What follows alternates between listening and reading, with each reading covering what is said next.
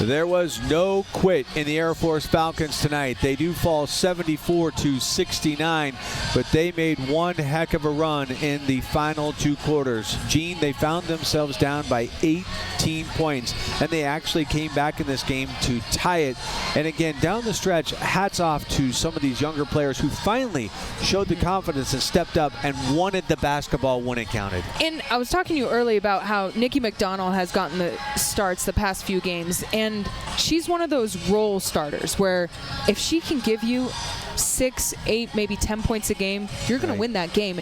And those role players just need to step up and have that confidence and not worry about getting Kaylin the ball or Emily the ball or Riley the ball. They just need to know if they're open, the coaches have enough confidence in them because they put them in the game.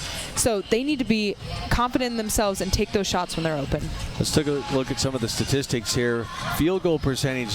When was the last time you see the Falcons, though, shoot 50%? That's great for this basketball team. Yeah, and if you just look at the Air Force's side of the statistics, it's excellent. I mean, shooting 46% as a team from the three-point line is awesome. The turnovers are a little bit high, but the assists, 15, is a little bit higher than we're used to seeing from Air Force. But, I mean, looking at 21 assists from Boise State and then shooting 55% from the field, and that's largely from the first quarter.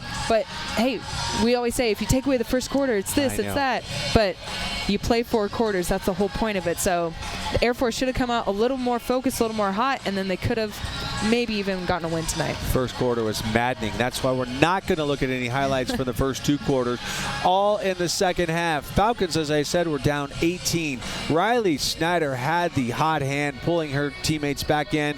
Marlette hits there, is fouled, and then Snyder, again, a nice job of moving to find space and getting that one to drop. How about, we talked about the freshman, Nikki McDonald, pulls the Falcons to within 6. Here comes Brianna Autry-Thompson to Emmel.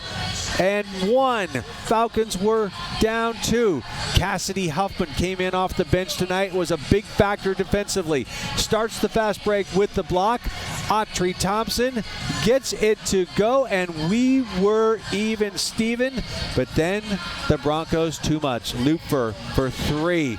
She led her team in scoring tonight. And then Coleman extends the lead to 6, and that is all she wrote as the Falcons fall in this one tonight. But again, you saw some real promise in those highlights. We're talking about Emmel, Autry-Thompson.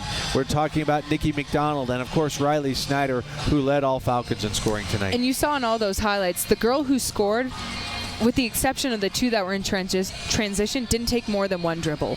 So that shows that the Falcons are really starting to work with one another and find each other rather than just give the ball to somebody at the end of the shot clock and hope that they can score. Well, the Falcons fall in this one tonight at Clune Arena. They will not be back here for about a week. Next up for Air Force, they travel to San Jose State this Saturday. The Falcons' next home game will be on February 19th right here at Clune Arena against Fresno State. They're already turning the lights out on us. For my partner, Gene Parker, and our entire Falcon Vision crew, have a great evening, and thanks for watching. Good night.